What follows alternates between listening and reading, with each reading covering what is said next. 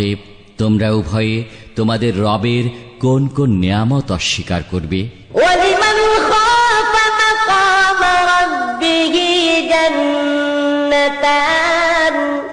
আর যে ব্যক্তি তার রবের সামনে উপস্থিত হওয়ার ভয় রাখে তার জন্য রয়েছে দুটি বাগান।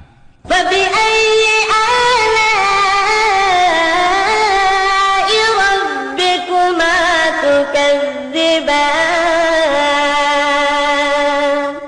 অতএব তোমরা উভয়ে তোমাদের রবের কোন কোন নিয়ামত অস্বীকার করবে?